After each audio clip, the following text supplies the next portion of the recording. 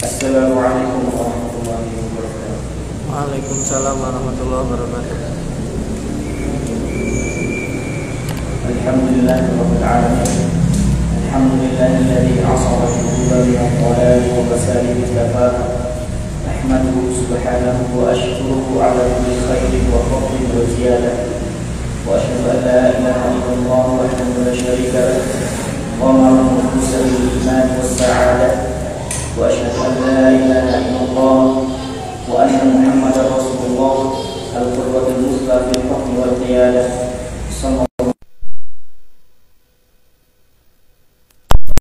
Lirriyadati wassiyadah.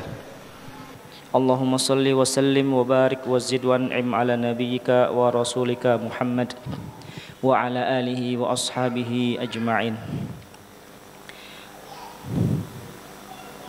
Allah Subhanahu wa taala berfirman di dalam surat Ali Imran ayat ke-14.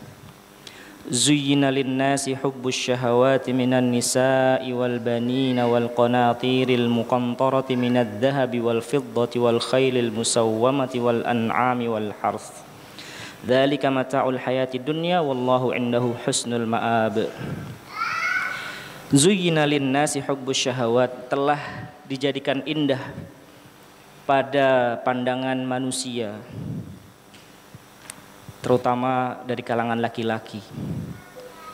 Hubbus syahawat, kecintaan terhadap syahwatnya, yaitu apa yang menjadi keinginannya, yaitu minan nisa, kecintaan terhadap wanita-wanita, wal banin, dan anak-anak, wal qanatiril muqantarah, harta yang banyak, minadz dzahab, dari jenis emas, wal fiddah, perak, wal khailil musawwamah, kuda pilihan, kalau zaman sekarang mungkin kendaraan, wal an'ami wal hars, al an'am, binatang ternak, peternakan, wal hars, pertanian. Dzalika mata'ul hayatid dunya, itulah kesenangan hidup. Ya, karena dengan kesenangan itu pula kita menjadi bersemangat hidup di dunia ini. Karena wanita, karena anak-anak, karena harta, kita punya semangat untuk hidup. Ada semangat yang kita upayakan. Kita menikmati kehidupan ini, meskipun pada kenyataannya kehidupan adalah hukuman bagi kita semuanya. Karena dunia memang pada asalnya adalah hukuman bagi Nabi Adam. Dan kita sebagai anak turunannya Nabi Adam pun berada di dunia ini sejatinya dalam rangka menjalani hukuman. Sebagaimana Nabi Adam dihukum di dunia, maka kita anak turunannya pun sama-sama mendapatkan cipratan hukuman. Tetapi itulah dunia. Allah jadikan indah pada pandangan diri seorang laki-laki, terutama ya, karena memang asal muasal manusia itu laki-laki. Kemudian Allah ciptakan pasangannya berupa perempuan dari jenisnya sendiri, yaitu dari jenisnya laki-laki. Maka menanggapi hal ini, kita seharusnya bisa memanage dengan baik ya, kecintaan tersebut. Di dalam ayat yang lain Allah Subhanahu wa taala berfirman, ya ayyuhalladzina amanu qu anfusakum wa ahlikum nara wa quduhan nas wal hijarah 'alaiha malaikatun ghiladun syidadun la ya'sunallaha ma amarahum wa yaf'aluna ma yu'marun. Wahai orang-orang yang beriman, qu anfusakum, jagalah diri kalian, wa ahlikum, dan juga keluarga kalian, nara, dari api neraka, yang mana waquduhan nas wal hijarah, bahan bakarnya neraka itu adalah manusia dan batu-batu. Jadi manusia itu Allah jadikan sebagai bahan bakarnya neraka. 'alaiha malaikatun ghiladun syidad, yang mana penghuni neraka ini isinya malaikat-malaikat yang ganas gitu ya bahasanya, yang tegas, yang keras, sangar, syidad, la ya'sunallaha ma amaruhum, yang tidak menyelisih perintah Allah, wa yaf'aluna ma yu'marun, dan mengerjakan apa yang menjadi perintah dari Allah. Kemudian disangkutkan juga dengan hadis yang menunjukkan ya bahwasannya dalam penciptaannya wanita itu memiliki kekurangan, atau pada dasarnya wanita itu sifat asalnya lemah. Sebagaimana dalam satu hadis Rasulullah telah memberikan isyarat, innal mar'ata khuliqat min dila'in, sesungguhnya perempuan itu diciptakan dari tulang rusuk yang bengkok. Lan tastaqima laka ala tariqatin, tidak mungkin ya, sehingga dari unsur penciptaannya saja kita bisa lihat bahwa perempuan itu tidak bisa terus-menerus dalam keadaan lurus gitu ya. Jadi memang pada dasarnya perempuan itu bengkok, tidak bisa lurus setiap waktu. Oke, apa kaitannya antara ayat yang satu, ayat yang dua, dan hadis ini? Kita tambah dengan, atau kita teringat juga dengan surat Al-Asr, surat yang mudah untuk kita hafalkan dan juga sering kita lafalkan. Wal asri innal insana lafi khusrin illa alladhina amanu wa amilus solihati wa tawasaw bil haqqi wa tawasaw bis sabr. Demi masa, sesungguhnya semua manusia, innal insan, semua manusia, sesungguhnya manusia itu berada dalam kerugian. Illal ladzina amanu, kecuali mereka orang-orang yang beriman, wa amilus solihat, kemudian mengamalkan keimanannya, wa tawasaw bil haqqi, kemudian lanjut kepada level yang berikutnya, yaitu mendakwahkan keimanan dan hasil amal yang sudah dia kerjakan maka dia dakwahkan. Wa tawasaw bis sabri wa tawasaw bil haqqi wa tawasaw bis sabr.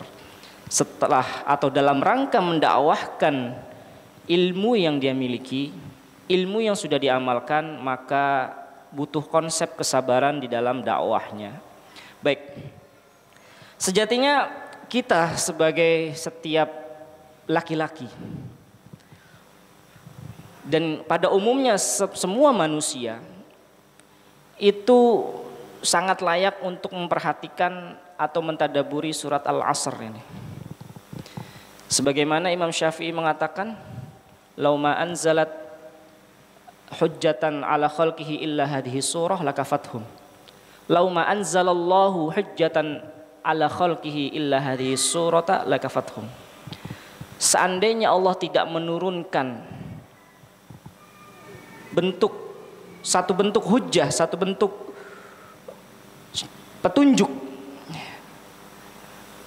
alasan bagi manusia agar mereka semua seharusnya beriman kepada Allah, kecuali cuma surat ini aja, kecuali hanya Allah tidak menurunkan Al-Quran, kecuali hanya menurunkan surat Al-Asr, ini saya sudah cukup buat manusia untuk menjadi petunjuk, pedoman hidup, penerang dalam kehidupannya. Karena pada dasarnya surat Al-Asr ini mengandung mencakup secara umum adalah semua hal yang berkaitan dengan agama. Dimulai dengan perintah untuk beriman alias berilmu. Manusia tidak ada yang berilmu, maka harus ada upaya untuk meraih ilmu. Agar apa?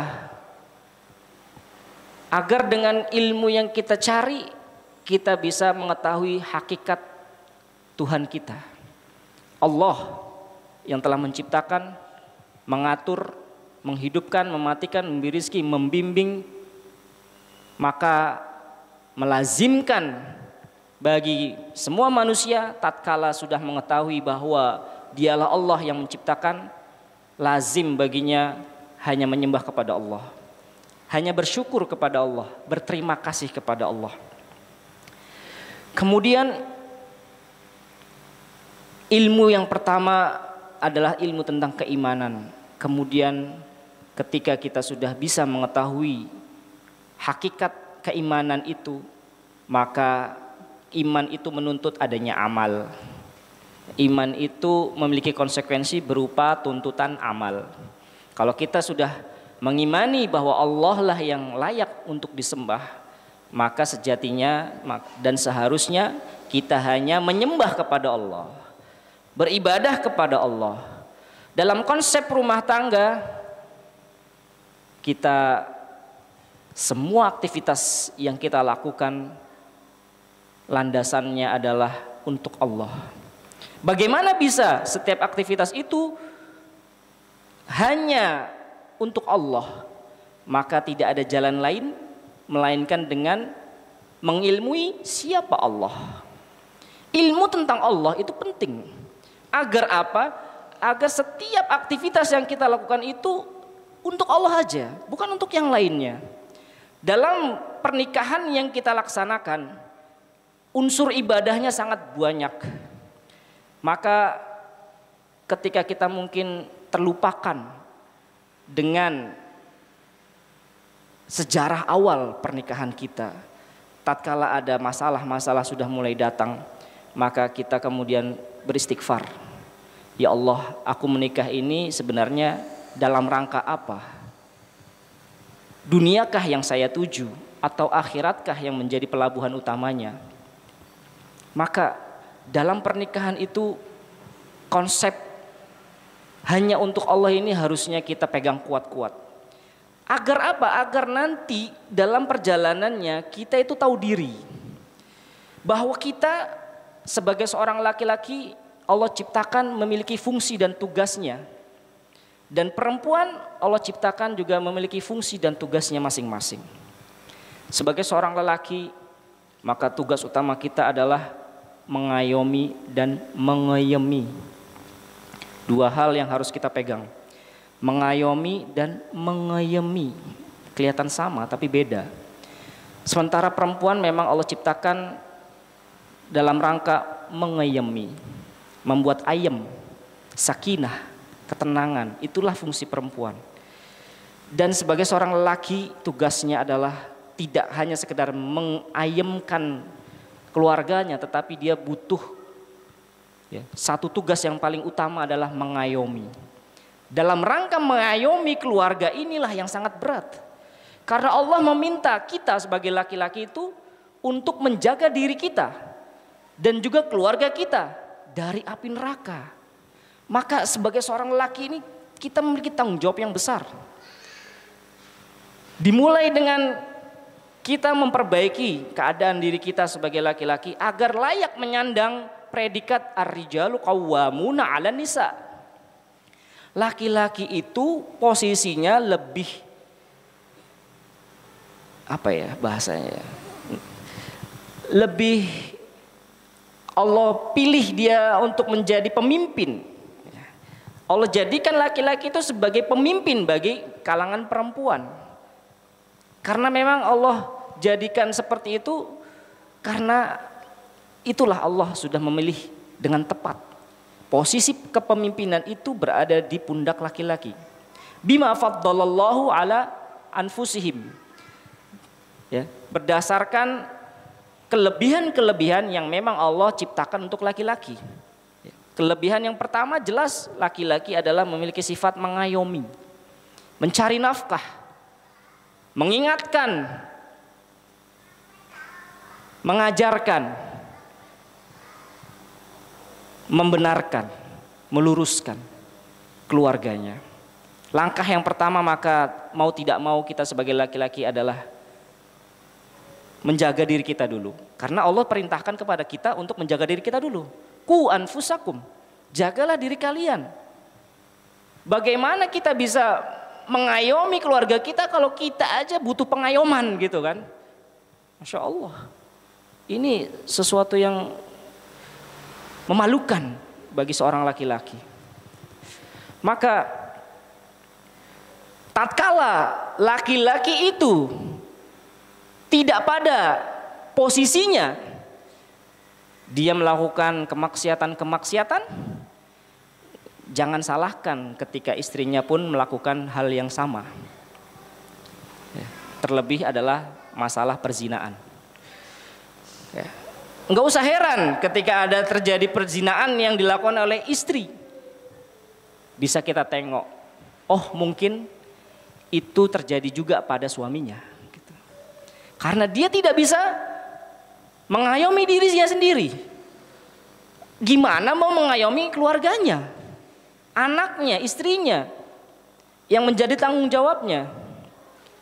Betul memang Allah menjadikan indah pada pandangan kita laki-laki itu keindahan pada wanita. Tetapi bukan itu yang menjadi tujuan utamanya. Keindahan-keindahan itu seharusnya menjadi motor penggerak dalam amal soleh. Bukan sebaliknya. Karena kalau nggak begitu kita hidup di dunia ini hampa, Pak. Ya kan? Bayangin kalau hidup di dunia ini laki-laki semua sih. Nggak ada semangat hidup kita ini. Karena dengan adanya wanita kita bersemangat dalam mencari nafkah. Kita bersemangat memperbaiki diri. Yang kemudian kita bisa tularkan kepada keluarga kita dalam kaitannya dengan perbaikan-perbaikan. Sebagaimana yang sudah disebutkan oleh Rasulullah. Bahwa perempuan itu memang pada asalnya diciptakan dari tulang rusuk. Tulang yang bengkok. Nggak mungkin bisa lurus. Oke, dia sekolah di pondok pesantren. Dia ustazah, dia hafidhah. Dan sebagai macam banyak gelar S3 profesor, tetap dia perempuan. Dia adalah perempuan dengan type penciptaannya. Butuh bimbingan, butuh perbaikan, butuh perhatian. Oleh karena itu kita sebagai lelaki harus memiliki 2 tingkat kesabaran, 2 tingkat pekerjaan. Ya, sebagaimana kita sebutkan tadi, mengayomi dan mengayemi. Sekaligus dalam satu waktu kita harus bisa memiliki sifat mengayomi dan mengayemi. Mengayomi dan mengayemi. Bagaimanapun perempuan butuh sandaran. Dan kita sebagai laki-laki harus ada menjadi sandaran untuk keluarga kita dari kalangan perempuan, istri, anak, perempuan, ibu kita. Maka kita sebagai laki-laki diciptakan untuk harus bisa kuat. Ya, harus bisa kuat. Dan memang seperti itulah adanya laki-laki. Bukan kemudian dia yang memulai kehancuran rumah tangganya. Karena sejatinya hancurnya rumah tangga itu dimulai dari suami. Sudah, tidak ada yang lain. Kok bisa? Oke, katakan suaminya tidak berbuat serong, tidak berbuat zina, tapi membiarkan istrinya, mempersilahkan istrinya. Apakah ini bukan sesuatu yang memalukan?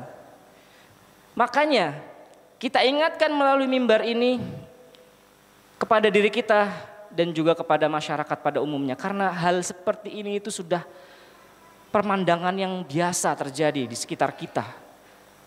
Pemandangan yang mana laki-laki sudah tidak ada lagi rasa peduli kepada dirinya dan juga keluarganya. Dan inilah pembahasan kita pada kali ini, dosa besar yang ke-34, yaitu ad-dayyus, laki-laki yang tidak punya rasa cemburu, laki-laki yang membiarkan kemungkaran terjadi di rumahnya, laki-laki yang tidak bisa menjadi panutan bagi keluarganya, laki-laki yang tidak bisa mengayomi dirinya sendiri, bahkan bagaimana lagi mengayomi keluarganya. Maka kita bahas, pembahasan ini memang terlihat simpel dan sederhana, tetapi sangat berat untuk bisa diterapkan. Baik, kita mulai.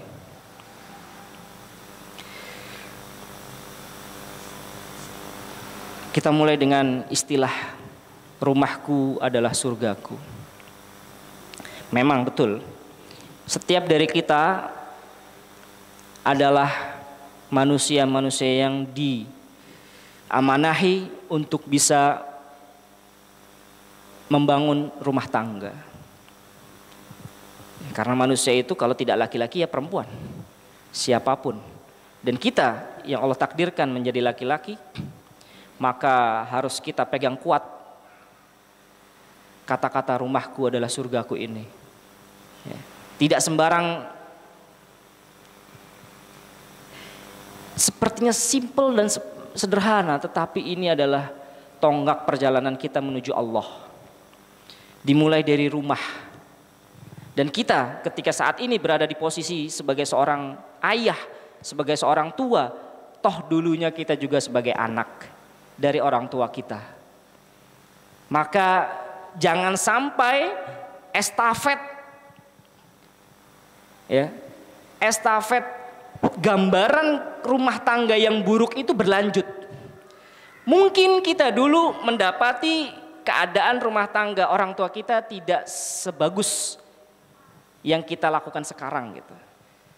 Intinya adalah tiap-tiap dari kita punya pilihan. Di hadapan kita selalu ada pilihan untuk menjadikan rumahku surgaku itu betul-betul terrealisasi atau hanya sekedar slogan aja gitu. Maksudnya apa ini rumahku adalah surgaku ini? Maksudnya semua hal itu dimulai dari rumah. Dari keluarga, bagaimana kehidupan bermasyarakat kita, bahkan sampai bernegara kita akan baik kalau dari rumah tangganya aja kacau balau gitu. Nggak akan jadi panutan, nggak akan jadi panutan. Maka kita mulai dari rumah tangga kita masing-masing. Kita mulai dari rumah tangga kita masing-masing. Ini adalah sebuah ungkapan yang sering kita dengar, rumahku adalah surgaku. Sebuah kalimat yang menggambarkan keinginan setiap manusia untuk bisa merasakan kebaikan dan kebahagiaan di dalam kehidupan anggota keluarganya. Karena cinta kepada istri, cinta kepada anak, ya, merupakan fitrah yang tidak bisa ditawar-menawar lagi. Kita memang Allah takdirkan memiliki fitrah mencintai perempuan, wanita, istri, mencintai anak-anak. Ya. Sebagaimana sudah kita sebutkan tadi di dalam surat Ali Imran, ya, zuyyina lin-nasi hubbus syahawati minan nisa'i wal banina dan seterusnya. Bersamaan dengan itu, ya, keberadaan istri dan juga keberadaan anak, ya, di dalam lingkup rumah ini, ya, rumah tangga kita, rumahku tadi, juga sekaligus merupakan bentuk ujian. Sadar atau tidak sadar, sejatinya mereka itu adalah fitrah kecintaan yang memiliki unsur ujian yang bisa menjerumuskan, ya, kepada kelalaian kepada Allah, menjerumuskan kepada kebinasaan bahkan, karena Allah sudah mewanti-wanti. Di dalam firman-Nya surat At-Taghabun ayat 14. Ya ayyuhalladzina amanu inna min azwajikum wa auladikum aduwan lakum fahdharuhum. Wahai orang-orang yang beriman. Allah di sini mengajak bicara orang-orang yang beriman. Karena di dalam Allah kenapa mengajak bicara orang-orang yang beriman? Sekali lagi, karena Allah sangat cinta kepada orang-orang yang beriman. Karena kecintaan Allah kepada orang-orang yang beriman selalu memberikan petunjuk kepada orang-orang yang beriman. Maka kalau kita ingin selalu mendapatkan bimbingan, petunjuk, sinyal-sinyal dari Allah, tidak ada kata lain, syarat utamanya adalah kita harus mendapatkan cinta dari Allah. Bagaimana caranya kita bisa mendapatkan cinta Allah? Tauhid yang pertama, yang paling utama. Kita lihat orang-orang kafir di sana nggak akan dapat bimbingan dari Allah, nggak akan, ya, karena Allah dari awal udah nggak cinta. Bagaimana mau cinta kekafiran? Bagaimana Allah ingin memberikan bimbingan kalau Allah aja nggak cinta? Makanya kita bersyukur, ya, setidaknya kita masih masuk dalam jajaran orang-orang yang beriman, karena orang-orang yang beriman akan selalu mendapatkan petunjuk, bimbingan. Ya, pembenaran, maksudnya pembenaran itu ketika kita melakukan kesalahan, terkadang Allah menyentil kita. Ketika kita melakukan kesalahan, kadang-kadang Allah itu nyentil kita, tapi kadang-kadang kita sadar atau nggak sadar. Ini yang namanya sinyal-sinyal, petunjuk. Ketika kita gitu ya, sadar akan sinyal ini, kita kembali. Terkadang kita nggak kembali, belum. Lanjut lagi, kemaksiatan dilakukan 2, 3, 4 sampai pada momentum mungkin. Terdapat satu momentum yang mana itu merubah kita 180 derajat. Kadang-kadang kita seperti itu memang. Tetapi kita masih bersyukur. Kita harus menjaga dan merawat tauhid ini. Ya, karena ini modal utama untuk mendapatkan bimbingan dari Allah. Cinta dari Allah. Baik.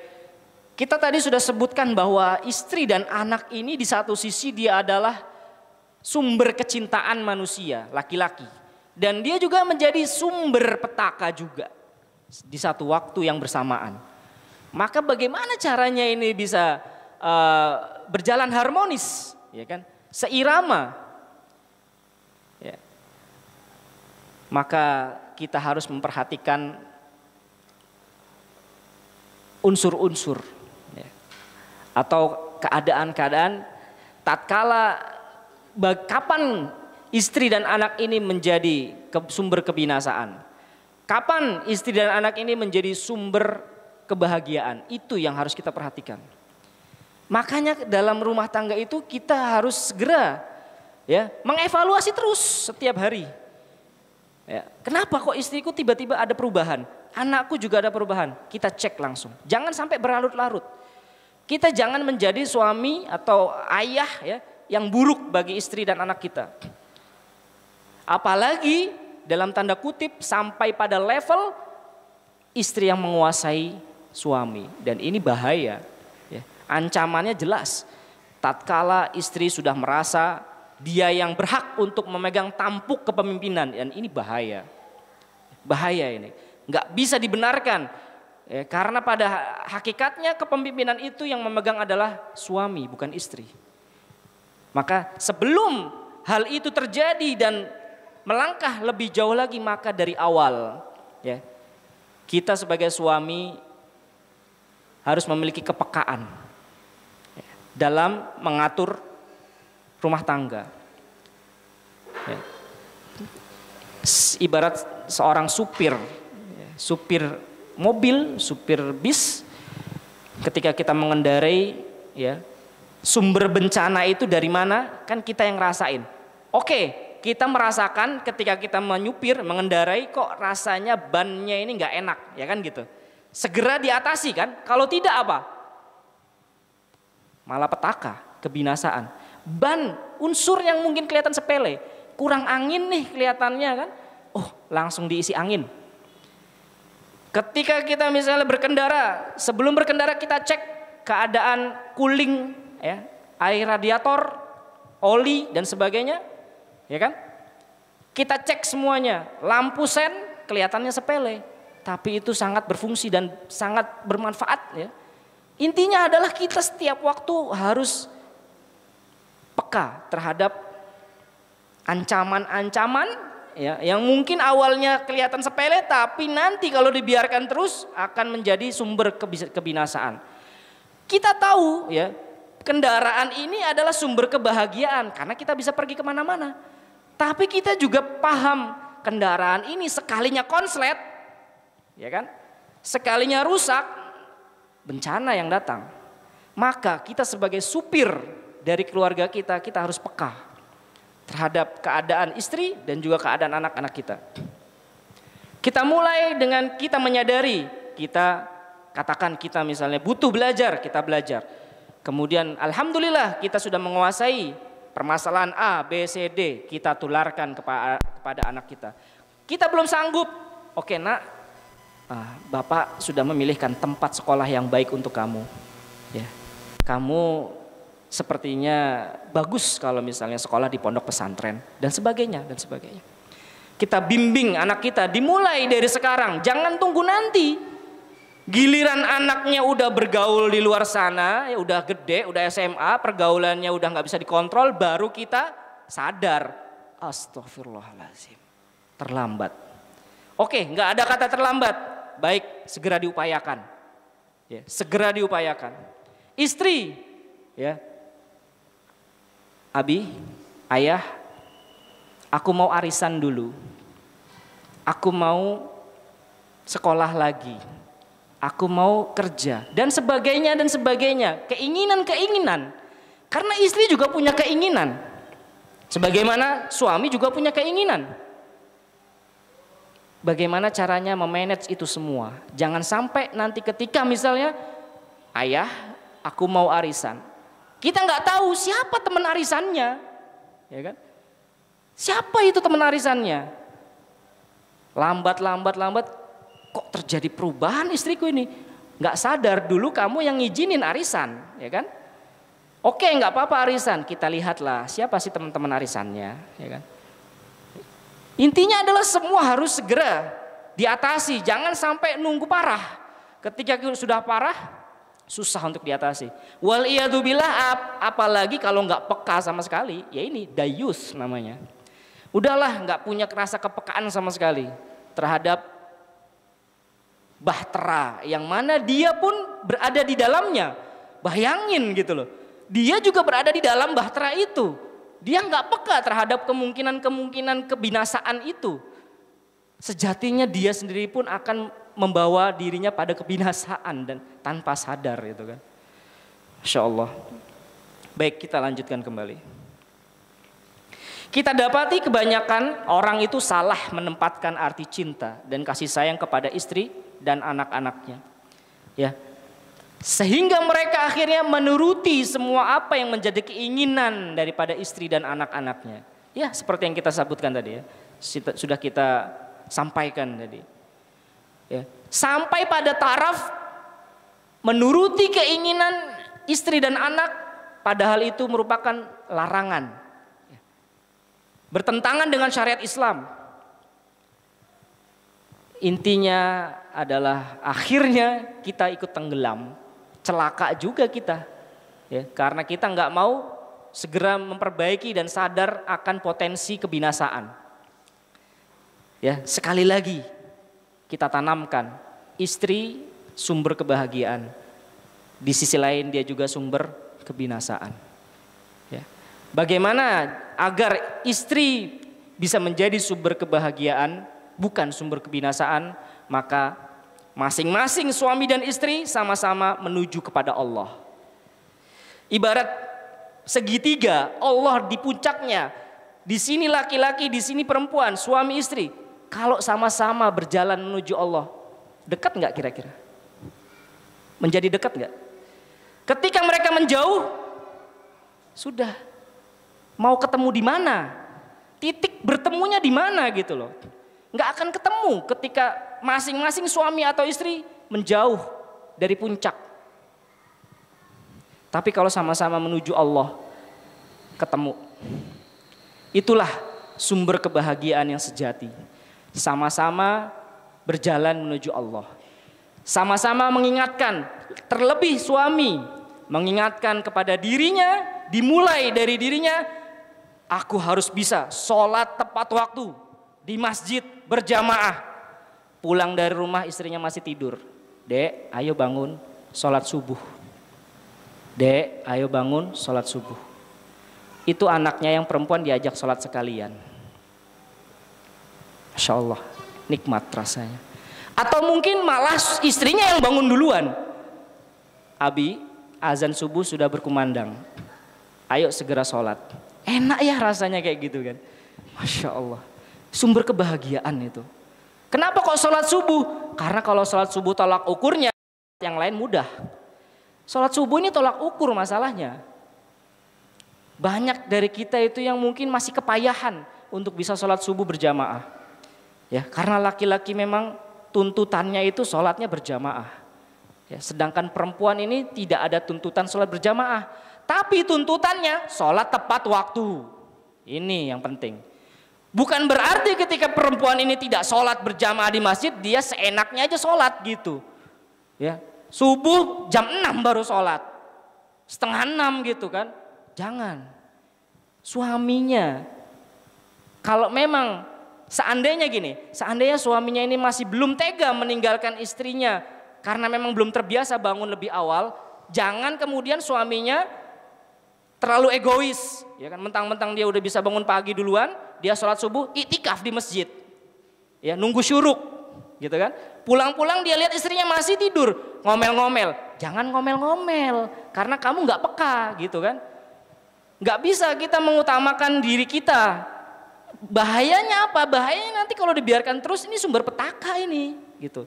Kalau istri aja sholatnya nggak tepat waktu, maka kita mulai dulu membiasakan sholat tepat waktu sama-sama, ya kan? Nggak ada jaminan istri kita itu seorang hafidhah, seorang ustadzah, nggak ada jaminan. S3 Madinah, S3 apapun nggak ada jaminan. Karena dalam kehidupan rumah tangga itu yang ada adalah gotong royong, saling mengingatkan. Agama itu dibangun di atas saling menasehati. Nggak bisa juga mentang-mentang suaminya juga lulusan S1, S2, 3, nggak ada jaminan. Ya, kita ini butuh yang namanya saling menguatkan, apalagi kalau sudah menikah, ya kan. Justru harusnya semakin mudah untuk bisa saling mengingatkan, menuju ke Allah bareng-bareng, bukan malah jalan masing-masing. Ya, yang satu entah kemana, yang satu entah kemana, cuek. Jangan. Baik. Pembahasan ad-dayus ini dalam Al-Kabirah Ar-Rabi'ah Salatsun Wasalatsun ini simple ya, sedikit. Makanya kita lebih banyak membawa materi realita, ya, membawa materi realita agar kita menjadi manusia yang jauh dari predikat dayus. Ya, dayus ini buruk, ya, karena ancamannya tidak main-main, ya. Neraka. Ancaman yang pertama, Allah tidak akan melihat dia nanti di akhirat. Kalau Allah sudah nggak lihat kita di akhirat, ini sinyal, petanda, ya. Tanda ini bahwa aduh, di akhirat kita ketemu Allah, menghadap Allah, Allah nggak lihat kita, aduh, celaka ini. Neraka sudah itu pasti.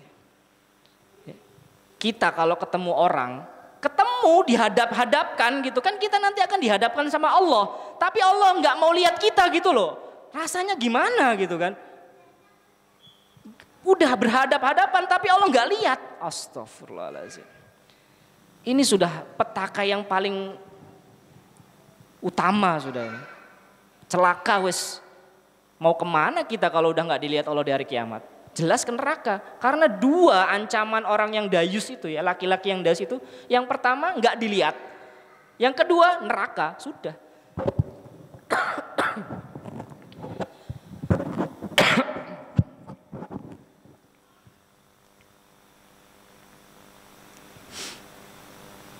Baik, kita lanjutkan. Syekh Abdurrahman As-Sa'di di sini ketika melewati ayat ya ayyuhalladzina amanu inna min azwajikum wa auladukum aduwan lakum fahdharuhum. Wahai orang-orang yang beriman, sesungguhnya di antara istri-istri kalian dan anak-anak kalian itu ada yang menjadi musuh bagimu. Maka berhati-hatilah. Ya, maka berhati-hatilah. Di sini Syekh As-Sa'di mengatakan jiwa manusia itu memiliki fitrah untuk mencintai, ya, kepada istri dan anak-anak. Maka di sini Allah, nah ini nyambung, aslinya ayat ini itu sebagai pengikat dari ayat zuyyina linnasi hubbus syahawat minan nisa wal banin. Karena kalau dilempar gitu aja, ya yang terjadi ya seperti yang kita rasakan gitu. Manusia pada berbuat semaunya, mentang-mentang memang fitrahnya manusia itu cinta sama wanita, ya seenaknya aja memperlakukan wanita kan gitu kan. Seenaknya aja dia kemudian cinta sana cinta sini gitu kan. Layakkah laki-laki kemudian gampang untuk cinta sana cinta sini? Kan nggak layak gitu, ya kan? Maka ayat ini sebagai pengingat, sebagai pengikat gitu. Kata Syekh As-Sa'di di sini, Allah kemudian memperingatkan hamba-hambanya agar jangan sampai kecintaan kepada wanita ini, ya, kemudian menjadikan mereka manusia laki-laki, ya, semau gampang untuk menuruti apa yang menjadi keinginan para istri. Semua keinginannya diturutin. Wes gampang, lumo, loyal, Yang kayak gitu nggak baik gitu ya. Dikit-dikit oke, dikit-dikit oke, dikit-dikit oke, enggak. P mau arisan kayak tadi ya. Oke, jam berapa pulang? Enggak gitu loh. Tanya dulu baik-baik. Oke, ada yang mau arisan yang mana lagi? Perasaan kemarin sudah arisan, kan gitu kan? Enggak apa-apa lah kita bertanya. Emang enggak boleh apa kita bertanya, ya kan? Arisan sama ibu-ibu yang mana lagi gitu. Oh, yang sama ini. Oh ya. Ya, dicek grup arisannya. Enggak masalah kan? Kadang-kadang dalam kehidupan rumah tangga kita tuh kebalik. Istrinya yang suka ngocek-ngocek HP suaminya, ya kan? Wah, ini grup apa lagi nih, Bi? Grup apa lagi nih, Bri? Suaminya yang bahkan mungkin nggak tahu isi grup istrinya kan gitu. Jangan sampai kayak gitu. Harus balance lah, gitu. Harus balance. Nggak usah terlalu protektif juga lah suami itu, ya kan? Kadang-kadang kita ini kalau hidup rumah tangga itu modelnya cuma dua. Ya, kalau nggak diktator, ya. Yang satu lagi mungkin model tipikal suami yang loss, ya kan? Terlalu loss dan terlalu protektif gitu. Enggak ya, jangan gitu. Ya balance aja lah gitu. Balance aja gitu. Enggak usah terlalu yang menutup dan tidak terlalu terbuka.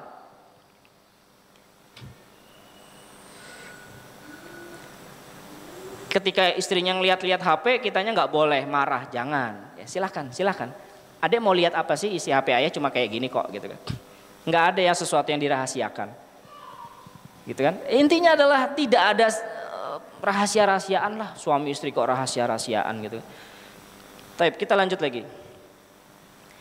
Jangan sampai kecintaan ini menjadikan mereka menuruti semua keinginan istri dan anak-anak mereka dalam hal-hal yang dilarang oleh syariat. Ya.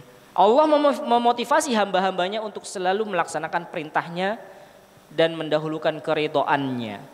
Ya, melaksanakan perintahnya dan mendahulukan keridhoannya. Kalau hati-hati nih. Kalau kita terlalu gampang menuruti keinginan istri, takut-takut kita bukan keridhaan Allah yang kita dapat, justru kemurkaan Allah nanti yang akan sampai pada kita. Ya, karena terlalu berlebihan dalam menuruti keinginan istri. Baik, kita azan dulu, habis itu kita bahas dari kitab Al-Kabair. Baik, kita lanjutkan kembali pembahasan kita. Maka pada intinya adalah ketika seorang suami atau bapak yang benar-benar menginginkan kebaikan pada keluarganya, maka hendaknya dia menyadari kedudukannya.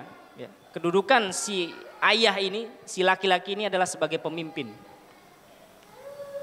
Sehingga dia tidak akan mungkin membiarkan terjadinya penyimpangan syariat yang ada di dalam keluarganya. Karena semua itu akan dimintai pertanggungjawaban. Ala kullukum ra'in wa kullukum mas'ulun an ra'iyatihi war rajulu ra'in wa huwa mas'ulun an ra'iyatihi. Ya, war rajulu ra'in ala ahli baitihi wa huwa mas'ulun an ra'iyatihi. Setiap kalian adalah pemimpin dan semuanya akan dimintai pertanggungjawabannya. War rajulu ra'in ala ahli baiti, laki-laki dia adalah pemimpin bagi keluarganya. Seorang suami adalah pemimpin keluarganya dan dia akan dimintai pertanggungjawaban tentang perbuatan, tentang apapun kepemimpinannya. Maka ancaman bagi orang yang membiarkan keburukan, kemaksiatan terjadi dalam keluarganya, sebagaimana diriwayatkan oleh Abdullah bin Umar radhiyallahu anhu bahwasanya Rasulullah sallallahu alaihi wasallam bersabda, salasatun la yanzurullahu azza wa jalla ilaihim yaumal qiyamah, al-aq liwalidayhi wal mar'ah al-mutarajjilah wad dayyus. Yang ketiga, ada 3 orang, 3 golongan manusia yang Allah tidak akan melihat dia nanti di hari kiamat. Yang pertama adalah, golongan yang pertama adalah orang yang durhaka kepada orang tuanya. Manusia yang durhaka kepada orang tuanya. Kemudian yang kedua, wanita yang menyerupai laki-laki. Wanita yang keluar dari fitrahnya sebagai perempuan. Kemudian yang ketiga adalah ad-dayyus. Maka apa itu dayyus? Ya. Sebagaimana disampaikan di sini dalam kitab Fathul Bari, makna ad-dayyus adalah seorang suami atau seorang bapak yang membiarkan terjadinya perbuatan buruk dalam keluarganya. Dan lawan daripada dayyus ini adalah al-ghayyur, ya, di dalam riwayat ini ya, atau di dalam pembahasan ini gitu ya. Ya, al-ghayyur ya. Jadi ada dayyus, ada ghayyur.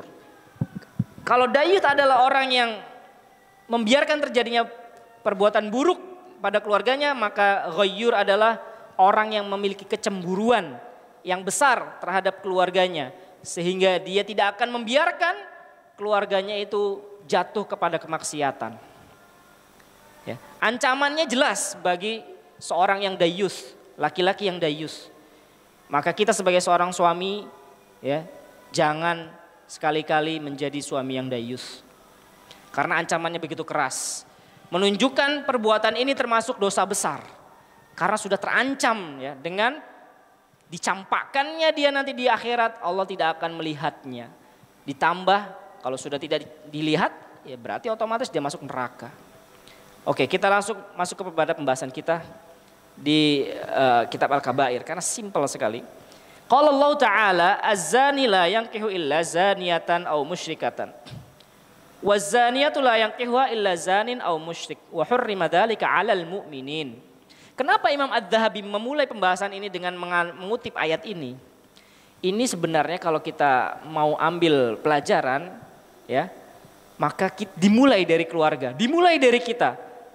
Kalau kita sudah memiliki istri dan anak, maka kita jaga anak kita. Ya, jangan sampai anak kita itu menjadi anak yang buruk, ya, anak yang pezina, maka jalannya itu kalau udah pezina dapatnya sama orang yang pezina juga gitu. Dimulai dari mencari pasangan yang tepat. Jangan sampai salah dalam memilih pasangan. Oke, kita sudah menjadi orang tua, maka tidak ada salahnya kita sama-sama kita sama-sama menyatukan persepsi menuju Allah. Menuju Allah, kita ajak anak kita juga sama menuju Allah. Ya, agar keluarga ini memiliki frekuensi yang sama. Ya. Jangan dibiarkan begitu saja, menuruti semua keinginan anak, ya kan? Tanpa adanya bimbingan, perhatian, dan pelurusan dari orang tuanya.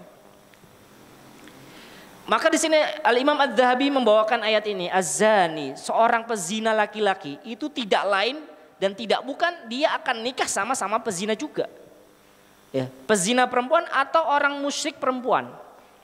Wazaniyatu, dan pezina perempuan tidaklah dia menikah kecuali sama-sama yang seprofesi, yang sama-sama satu frekuensi, atau orang musyrik. Wa hurrima dzalika 'alal mu'minin. Tentunya yang namanya pezina tidak akan mungkin atau sedikit sekali kejadian ya. Orang pezina kok dapat sama orang soleh itu sedikit. Makanya kalau kita tidak ingin menjerumuskan anak kita sedari awal, ya, kita harus peka terhadap kemungkinan-kemungkinan kebinasaan itu terjadi. Yang mana kebinasaan itu tidak hanya membinasakan anak kita, tapi menyeret kita juga. Ban sudah gundul, nggak segera diperbaiki, diganti ban, ya udahlah. Ketika tergelincir jangan salahkan kita, karena kita nggak peka. Bannya hancur, kitanya ikut hancur. Kemudian kita lanjutkan. An Abdullah bin Umar radhiyallahu anhuma anin Nabi sallallahu alaihi wasallam qala. Dari sahabat Abdullah bin Umar, dari Nabi sallallahu alaihi wasallam bersabda, salasatun la yadkhulunal jannah, kata Rasulullah. Ada 3 golongan yang tidak akan masuk surga. Al-aqli walidayhi wad-dayyus warrajalatun nisa. Ya, mirip-mirip hadis ini dengan hadis sebelumnya. Ya, hadis yang sebelumnya Allah tidak melihat. Hadis ini ya, redaksinya adalah ada 3 orang yang tidak masuk surga. Yaitu yang pertama orang yang durhaka kepada orang tuanya, yang kedua dayyus, dan yang ketiga perempuan yang kelaki-lakian. Perempuan yang kelaki-lakian. Bisa dikatakan perempuan yang kelaki-lakian adalah tatkala perempuan merasa dialah yang layak untuk memimpin bahtera ini. Wah ini, ya ini bahaya sekali ini. Tampuk kepemimpinan yang mengendarai mobil ini adalah kita yang punya keahlian dalam mengendarai. Kok tiba-tiba ada orang yang tidak ahli untuk mengendarai ikut campur, ya kan? Dalam mengendarai mobil. Ustaz, perempuan banyak yang bisa nyetir kali. Astagfirullah. Itu juga salah satu ancaman sebenarnya. Rata-rata di benak perempuan, afwan ya, kita harus belak-belakan. Biasanya perempuan itu kalau udah bisa nyetir pengennya pergi kemana-mana. Kita jujur aja gitu. Karena dia punya kemampuan gitu. Padahal itu bukan sebuah kemampuan buat dia. Ya, sebuah keahlian yang bukan sesuatu yang wah. Ya, karena memang pada dasarnya sudahlah Dek, Adek itu enak duduk aja lah di samping saya gitu kan. Di samping AA ya kan. Enaklah duduk di sebelah. Kenapa harus menggantikan posisi saya di sini? Gitu. Sudahlah, kita ngobrol, santai, ya. Tidurlah. Insya Allah mobil ini akan menuju kepada tempatnya, ya. Tempat yang seharusnya, menuju surga, bukan menuju neraka. Baik, kita lanjut lagi. Warawan Nasa'i anna Rasulullah SAW. Di dalam riwayat yang lain Imam Nasa'i meriwayatkan dari Rasulullah SAW. Salasatun qad harramallahu alaihimul jannah. Ada 3 golongan yang Allah haramkan baginya surga. Yang pertama, mudminul khamr. Orang yang suka minum khamr alias pecandu khamr. Masuk dalam kategori pecandu khamr ya yang sejenisnya. Pecandu narkotik, pecandu rokok, masuk. Ya, karena emang rokok ini kan nyandu, ya, memiliki unsur candu di situ dan merusak. Maka pecandu rokok ini waliyadzubillah, kita mohon perlindungan pada Allah untuk diri kita dan juga keluarga kita agar terjauhkan dari yang namanya kecanduan dalam setiap urusan yang merusak. Di sini dikatakan mudminul khamr, pecandu arak, pecandu minuman keras, itu orang yang pertama tidak akan masuk surga. Yang kedua, al-aq liwalidayhi, orang yang durhaka kepada orang tuanya. Lagi-lagi ya, maka kita harus menjaga diri kita agar jangan sampai kita durhaka sama orang tua kita. Kemudian yang ketiga, ad-dayyus. Di sini kemudian dikasih pengertian apa itu dayyus. Di dalam hadis ini ada maksud atau ada makna dari dayus. Alladzi yuqirrul khabas fi ahlihi. Inilah makna dayus sebagaimana yang sudah disebutkan dalam hadis. Yaitu orang-orang yang membiarkan keburukan itu terjadi di keluarganya. Itu sih intinya. Ya. Laki-laki yang tidak punya rasa cemburu, tidak ada rasa ghirah. Karena kecemburuan ini iman. Bayangin kalau udah nggak ada rasa cemburu, iman nggak ada berarti. Yang kita butuhkan agar menjadikan rumahku surgaku itu iman. Sama-sama menuju Allah. Betul-betul jadilah rumah itu rumah yang surgawi. Bekalnya adalah rasa cemburu. Al-ghayyur, lawan dari dayus tadi ya. Al-ghayyur, ya. Sangat peka. Tidak ingin keluarganya terjatuh kepada kemaksiatan. Tidak ingin petaka itu menjadi besar, segera diatasi, segera diperbaiki, segera diluruskan. Sekali lagi perempuan itu tidak lurus.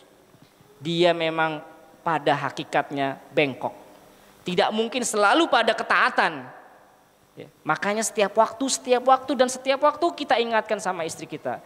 Adek udah sholat, Isya belum, segera sholat. Adek sholat subuh, belum, segera sholat subuh. Ada udah sholat zuhur, belum, segera sholat zuhur. Dan seterusnya, setiap hari. Dimulai dengan sholat. Karena sholat itu tolak ukur. Tolak ukur sholat itu. Kalau kita udah nggak peka lagi, yang ditanya itu bukan, adek udah makan. Ini sesuatu yang nggak ada bau surganya gitu loh. Kalau mau bertanya yang ada bau surganya, adek udah sholat. Insya Allah, merinding ya. Bagi kita itu pertanyaan adek sudah makan itu nggak penting. Yang penting adalah adek udah sholat, istriku sudah sholat. Rasulullah aja mau meninggal, detik-detik mau meninggal aja masih menanyakan tentang sholat. Kok kita segampang-gampangnya nanyanya kok makan, sesuatu yang biasa banget gitu. Ya. Nanya itu adek udah sholat atau belum. Mas Fulan, anak kita yang pertama udah sholat belum? Lagi di kantor misalnya, bentuk romantisme seorang ayah, jam sholat zuhur istirahat, tak lupa dia sempatkan telepon dulu. Dek, udah sholat zuhur, ayo sholat dulu. Di rumah ada siapa? Ada Fulan, ada Fulana, segera diajak sholat. Wah, ini susah. Susah ini kayak gini nih. Insya Allah. Harus kita biasakan. Harus kita mulai. Ya, pertanyaannya itu bukan udah makan, tapi udah sholat. Insya Allah. Kita lanjut jam 7.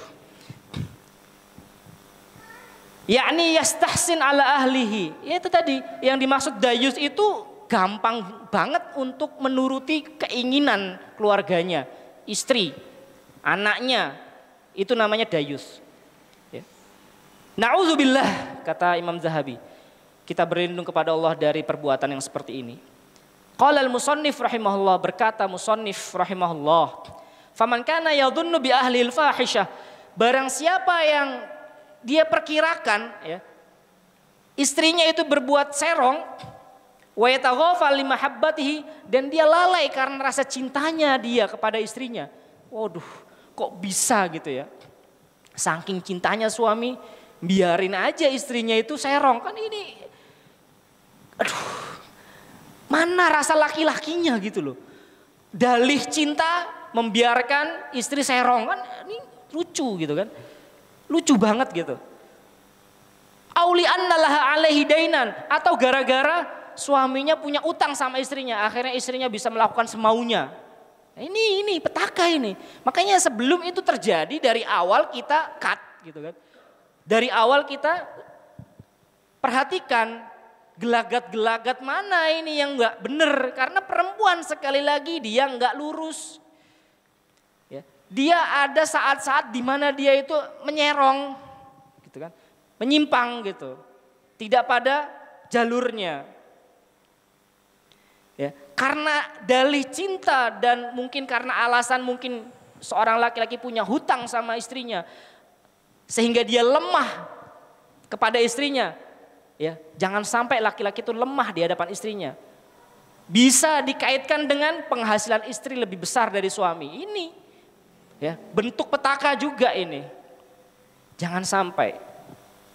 Ya. Sampai pun dia adalah orang yang hafidhah, sekali lagi. Sampai pun dia adalah orang yang S3, profesor. Waduh, apalagi pendidikannya lebih tinggi dari kita. Gajinya lebih besar dari kita. Wow. Ini mau ditaruh di mana? Harga diri laki-laki yang mengayomi tadi. Ya. Mau ditaruh di mana harga diri laki-laki yang mengayomi tadi? Masa mau diambil alih sama perempuan? Perempuan mengayomi laki-laki, lucu. Fungsinya perempuan itu mengayomi, memberikan rasa ayem, tentrem, tenang, teduh. Bukan keteduhan itu didapatkan dari gaji yang besar, bukan. Atau gara-gara maharnya itu besar. Kadang kan seorang laki-laki saking cintanya dia sama perempuan, dia upayakan apapun yang menjadi keinginannya. Ya, di awal pernikahan dia minta mahar yang besar. Ini kan menunjukkan strata dia kan lebih tinggi dari kita gitu. Maka dalam memilih pasangan itu jangan sembarangan juga. Ya, ada anjurannya juga untuk memilih yang sekufu, ya kan, selevel, agar jangan sampai itu tadi terlalu berlebihan ya dalam mengejar sesuatu, sehingga apapun harus dituruti, mas kawinnya banyak. Wah, ini berarti kan orang kaya ini, orang berada. Lantas dasar itu akhirnya istrinya bebas melakukan semaunya. Ya. Tatkala nanti terjadi permasalahan, terjadi perceraian, si istri kemudian meminta hak asuh anaknya dan dia menang, ini harga diri laki-laki mau ditaruh di mana? Gitu. Harga diri laki-laki mau ditaruh di mana? Semuanya kalah, ya kan? Udah dari sisi harta dia kalah, dari sisi nasab dia kalah. Nggak bisa ngurus anak lagi dia, kalah lagi udah. Insya Allah.